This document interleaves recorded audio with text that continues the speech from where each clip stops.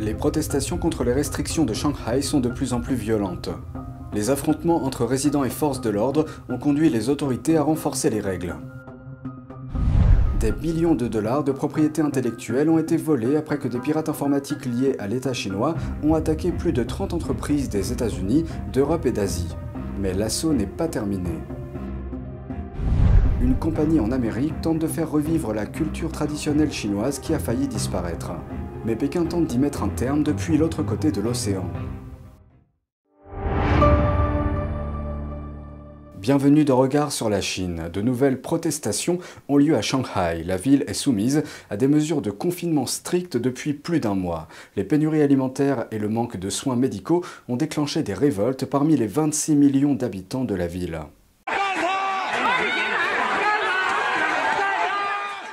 Samedi, dans le quartier de Zhuangqiao à Shanghai, une bagarre a éclaté entre des habitants demandant de la nourriture et des personnes portant des équipements de protection individuelle intégrale.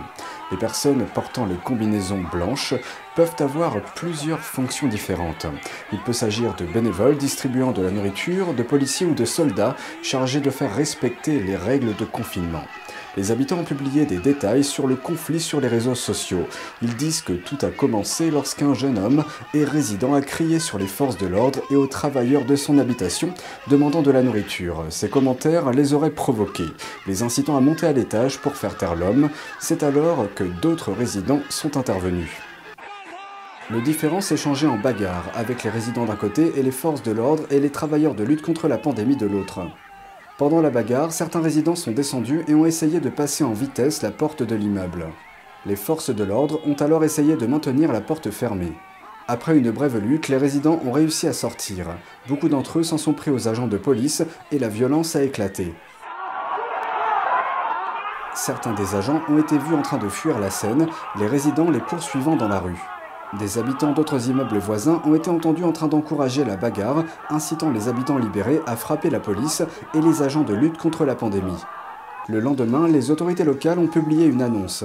Elles ont déclaré que les résidents de l'immeuble avaient suffisamment de nourriture à la maison, suggérant qu'il n'y avait aucune raison de protester.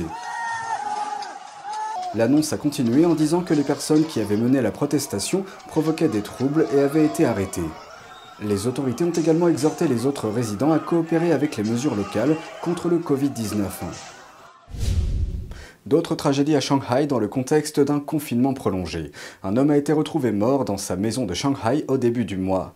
Son voisin a annoncé la nouvelle sur Weibo, l'équivalent chinois de Twitter, ajoutant qu'un témoin oculaire avait déclaré « Quand il est mort, il n'avait plus que la peau sur les os ». Le défunt était un homme de 58 ans, vivant seul. Il a été vu pour la dernière fois par son voisin le 12 avril, date à laquelle la deuxième distribution de nourriture de la ville a commencé. Mais une semaine plus tard, l'homme a dit à son voisin qu'il ne pouvait pas sortir du lit. Son voisin a contacté le comité de voisinage local, espérant qu'il enverrait quelqu'un pour l'aider, mais personne n'est venu et il n'a plus été revu ensuite, jusqu'à presque 2 semaines plus tard, lorsqu'il a été retrouvé mort, appuyé contre sa porte. Dans le message posté sur Weibo, son voisin a écrit « Une seule visite du comité de quartier l'aurait sauvé ». La publication a été immédiatement retirée, vraisemblablement censurée par les autorités chinoises.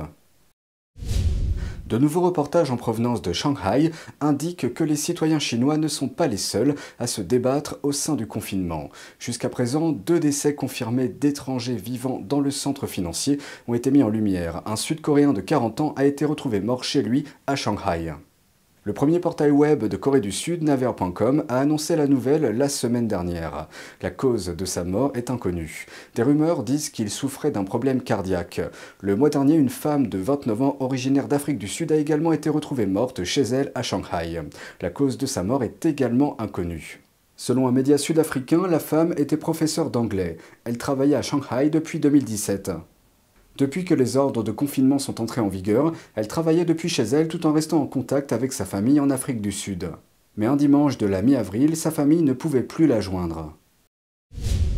La société américaine de cybersécurité Cybereason a rapporté la semaine dernière que des pirates informatiques liés à l'État chinois ont tenté de voler les données de plus de 30 entreprises manufacturières et technologiques. L'objectif est de développer l'économie chinoise. Les entreprises visées sont basées aux États-Unis, en Europe et en Asie.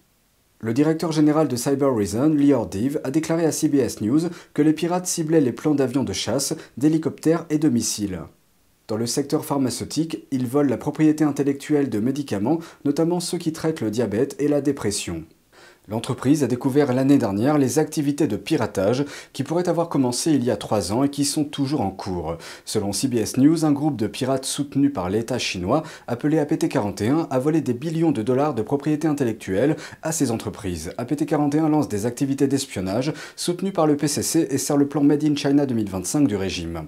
Il s'agit d'un plan ambitieux visant à battre les États-Unis et à faire en sorte que la Chine domine l'économie mondiale d'ici 2025. L'année dernière, le ministère américain de la Justice a inculpé 4 ressortissants chinois associés à APT41. Ils avaient piraté des ordinateurs pour voler de la propriété intellectuelle et des données commerciales. Le directeur du FBI, Christopher Wray, a déclaré la semaine dernière que la Chine a un programme de piratage plus important que celui de toutes les autres grandes nations réunies. Et leur plus grande cible est bien sûr les États-Unis. Cybereason a déclaré qu'aux États-Unis, les pertes causées par le piratage informatique se chiffrent en billions et non en milliards, et que l'impact réel ne sera visible que 5 à 10 ans plus tard. Une compagnie basée à New York tente de faire revivre la culture traditionnelle chinoise sur la scène mondiale, mais le Parti communiste chinois essaie de l'en empêcher, cette fois-ci au Mexique. Voici la suite. Pékin tente d'empêcher une compagnie américaine de présenter des spectacles au Mexique. La troupe artistique s'appelle Shanyun, une compagnie de danse et de musique classique chinoise de premier plan. Shanyun affirme que sa mission est de faire revivre par l'art les 5000 ans de culture traditionnelle chinoise. Basée à New York, elle effectue chaque année des tournées dans le monde entier. Mais le régime chinois demande instamment à 3 villes mexicaines d'annuler la représentation. Nous sommes très préoccupés par la situation. Jenny Garcia est une présentatrice locale de Shanyun. Elle indique que l'ambassade de Chine a contacté les responsables mexicains par courrier électronique et par lettre. Quand j'ai lu pour la première fois, je n'arrivais pas à croire ce qui se passait. Dans une lettre adressée au gouvernement de Querétaro, une ville du centre du Mexique, l'ambassade de Chine a déclaré que le fait d'autoriser le spectacle là-bas pourrait, je cite, « induire en erreur le peuple mexicain et compromettre les relations entre la Chine et le Mexique ». Le fait que le régime communiste chinois vienne au Mexique et nous dise ce que nous pouvons et ne pouvons pas faire est une violation de notre propre souveraineté. Le Mexique n'est pas un cas isolé. Pékin a essayé d'empêcher Shanyun de se produire dans d'autres pays et régions, comme les États-Unis, l'Asie et l'Europe. Le régime a fait pression sur les théâtres pour qu'ils ne signent pas de contrat avec Shanyun. Dans certains cas, le régime a dit au théâtre que s'il n'annule pas le spectacle, les relations du pays avec la Chine en souffriraient. Shenyun présente ce que serait la Chine si le communisme n'existait pas, et présente un spectacle où l'on vous montre les dynasties, et toute cette culture a été littéralement anéantie par le Parti communiste chinois. Cette culture était autrefois presque perdue. Après avoir pris le contrôle de la Chine en 1949, le Parti communiste a presque détruit la culture traditionnelle de la Chine par une série de mouvements politiques. Shanyun dit essayer de faire revivre cette ancienne culture sur scène.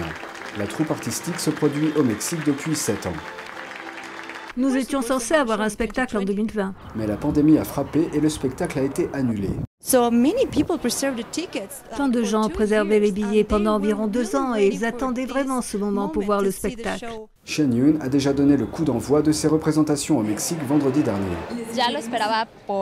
J'attendais ce moment avec impatience depuis plus de 2 ans parce qu'auparavant, quand ils allaient se produire, je me réjouissais du spectacle. Malheureusement, le monde s'est arrêté et nous avons dû attendre. Alors, c'est merveilleux de retourner dans les théâtres, devant les scènes, pour revivre toute cette partie qui nous manquait tant et avec un spectacle de cette qualité. Quant aux autres théâtres qui ont subi la pression de Pékin, ils soutiennent beaucoup le spectacle et ils ont dit tout notre soutien. Et nous allons vraiment continuer comme nous avions prévu pour aider à accueillir le spectacle. Les représentations dans d'autres villes mexicaines affichent presque complet. D'autres troupes de Shanyun sont actuellement en tournée en Californie et à Paris. C'est tout pour aujourd'hui, merci d'avoir suivi Regard sur la Chine. On se retrouve demain pour une nouvelle émission. Prenez soin de vous et à bientôt.